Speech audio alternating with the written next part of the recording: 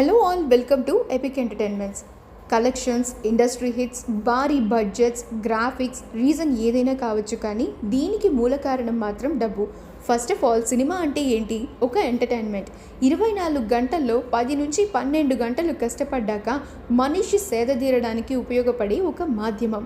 నాకు ఊహ తెలిసిన దగ్గర నుంచి బెంచ్కి 5 రూపాయలు, మధ్యలో వాటికి 10 రూపాయలు, బాల్కనీ 20 రూపాయలు ఉండేది.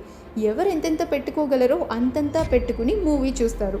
నేనైతే బెంచ్లో చూసిన ఎక్స్పీరియన్స్ ఉంది, బాల్కనీలో చూసిన అనుభవం కూడా ఉంది, మధ్యలో కూర్చుని చూసిన లెక్కలేనని సినిమాలు కూడా ఉన్నాయి. అప్పట్లో సగటు మనిషి సగటు జీతం 10,000. దానికి తగ్గట్టు అన్నిటికీ సరిపడేలా అడ్జస్ట్ చేసుకున్నాక మిగిలిన డబ్బుతో ఫ్యామిలీని వారం వారం సినిమాకి తీసుకెళ్లేవాళ్ళు.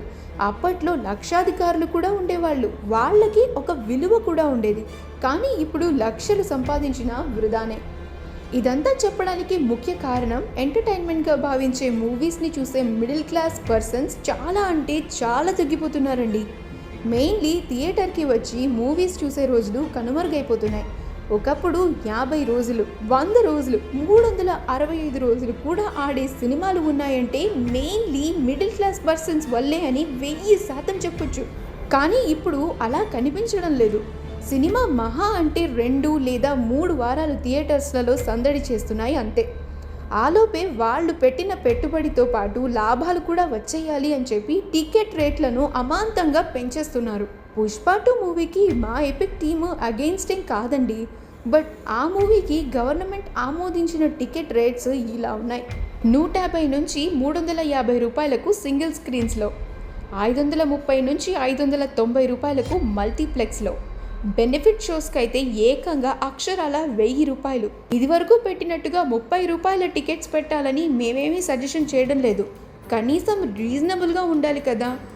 ఫ్రంట్ 3 రోస్లో చూసే టికెట్ ప్రైసెసే 150 రూపాయలు అంటే మూవీ టికెట్తో పాటు మెడ నొప్పిని కూడా కొనుక్కున్నట్టే అవుతుంది.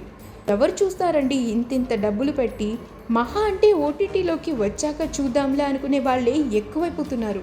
బడ్జెట్ తక్కువ చేసుకుని భారీ లాభాలు, విజువల్ వండర్స్ క్రియేట్ చేసిన మూవీస్ ఎన్నో ఉన్నాయి. అదంతా మానేసి జనాల మీద పడితే ఆ వచ్చిన డబ్బులలో చాలా వరకు ట్యాక్సెస్ రూపంలోనే పోతాయి. అంతంత టికెట్ రేట్స్ పెట్టారు అంటే ఐటీ వాళ్ళు కూడా ఒకన్నేస్తారు.